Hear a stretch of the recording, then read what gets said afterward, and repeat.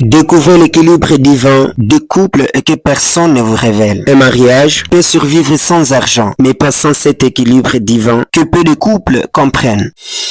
Bonjour à tous, je suis Luca Enwange, passionné par l'accompagnement des couples.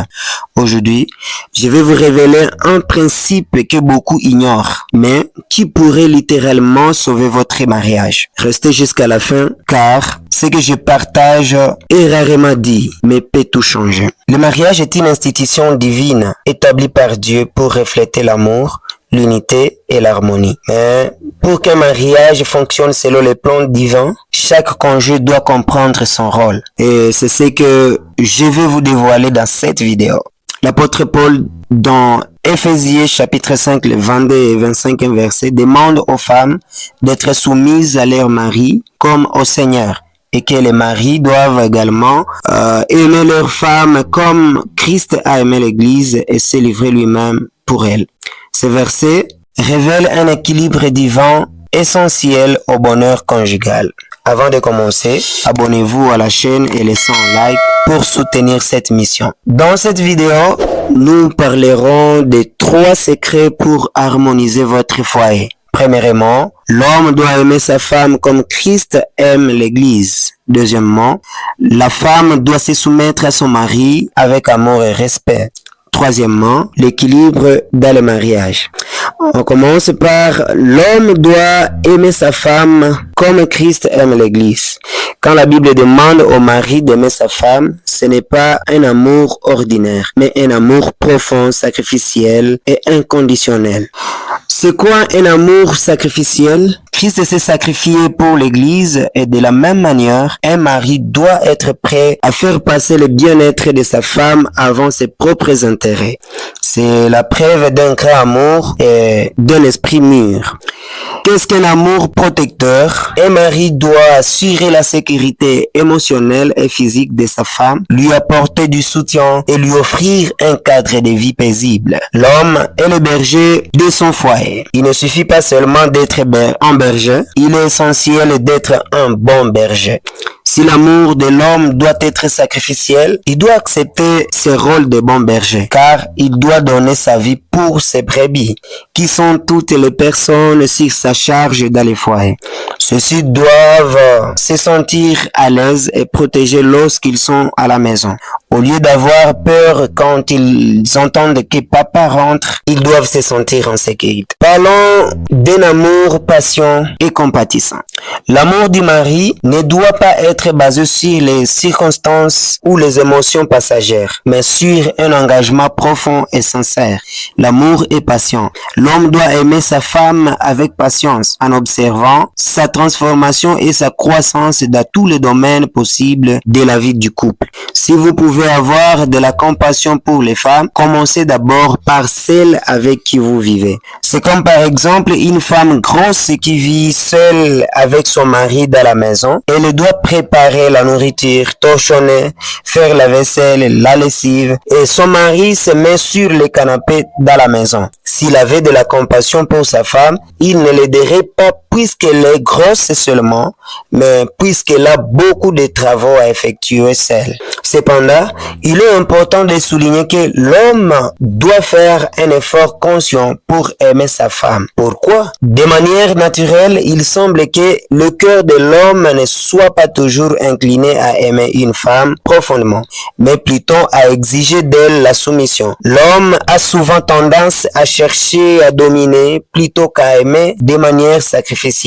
C'est pourquoi la Bible lui ordonne expressément d'aimer sa femme. Et oui, un homme qui s'efforce à aimer sa femme selon le modèle de Christ construit un foyer basé sur la confiance et l'harmonie.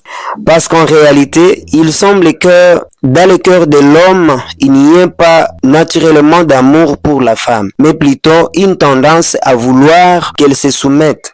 Un mari doit donc s'efforcer à aimer, à cultiver cet amour, à travailler dessus chaque jour, car ce n'est pas une émotion qui vient automatiquement, mais un commandement divin à appliquer. Dieu, dans ce lieu céleste, veut voir tous les hommes aimer leurs femmes. Vous venez de voir comment l'homme doit s'efforcer à aimer selon le modèle de Christ pour construire un foyer basé sur la confiance et l'harmonie. Voyons à présent, la femme doit se soumettre à son mari avec amour et respect. C'est le deuxième point de cette vidéo. Écoutez femmes, le mot soumission est souvent mal compris dans la société moderne. Beaucoup pensent qu'il s'agit d'une forme de domination, mais ce n'est pas le cas dans la perspective biblique. Voyons dans cette partie 3 degrés clés de la compréhension de la soumission chez la femme. Premièrement, la soumission n'est pas une faiblesse, mais une force. Se soumettre ne signifie pas être inférieur ou perdre sa valeur. Au contraire, c'est reconnaître l'autorité que Dieu a donnée au mari pour guider le foyer avec sagesse et amour. Cette autorité n'a pas été donnée pour faire du mal, mais pour créer l'harmonie dans le foyer. Ainsi, la femme qui se soumet est solidement enracinée dans son foyer, comme un arbre planté au bord d'une source d'eau. Elle ne connaîtra ni sécheresse, crise de paix et d'amour.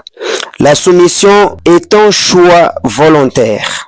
La femme choisit d'honorer et de respecter son mari, non pas par obligation, mais parce qu'elle comprend que cela contribue à l'harmonie du foyer. La Bible dit qu'une femme sage construit sa maison, tandis que l'insensé la détruit de ses propres mains. La soumission est la pierre qui bâtit un foyer solide. Il y a un adage qui dit « La beauté d'une femme dépend de son degré de soumission et quand elle est soumise, elle dépasse même la beauté. » Beaucoup de femmes ne veulent pas se soumettre comme celle qui me disait que si mon mari veut que je lui sois soumise, il peut toujours entendre. Donc pour elle, son mari ne doit jamais entendre qu'elle lui sera soumise. Je vous assure que ce foyer a déjà un grand problème. Il n'y aura jamais une flamme de paix dans leur couple. Un respect mutuel.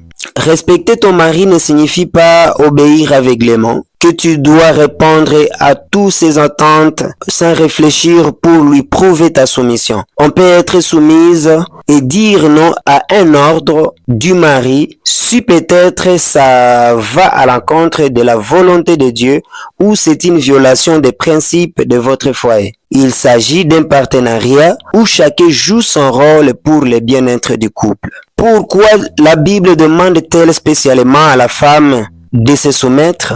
Contrairement aux hommes qui doivent apprendre à aimer, les femmes ont naturellement un cœur sincère et sont capables d'aimer profondément. Par contre, elles ont plus de difficultés à se soumettre. La nature féminine les pousse souvent à vouloir prendre le devant ou à résister à l'autorité du mari. Eh bien, tout comme l'homme doit apprendre à aimer, la femme aussi doit apprendre à se soumettre. Ce n'est pas une punition, mais un équilibre qui harmonise les couples. Voyez l'exemple biblique dans Esther chapitre 1er, le 1er au 20e verset. La reine Vasti, qui avait refusé de respecter l'ordre du roi Assuérus, ce qui entraîna des conséquences pour leur foyer. Vous venez d'apprendre comment la femme doit se soumettre à son mari avec amour et respect.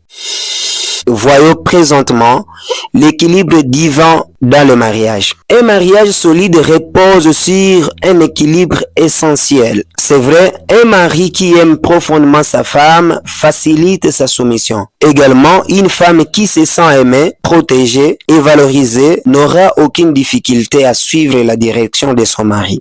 Vous devez savoir qu'une femme qui respecte et honore son mari renforce son rôle de leader et qu'un mari respecté se sent encouragé à prendre de bonnes décisions pour sa famille.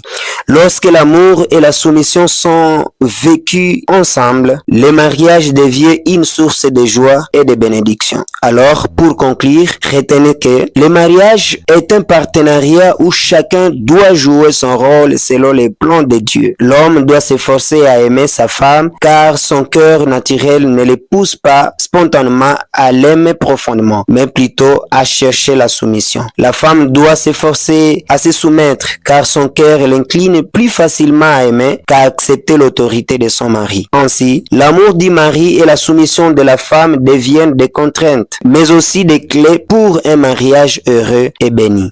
Que chacun médite sur son rôle et cherche à le remplir selon la volonté de Dieu.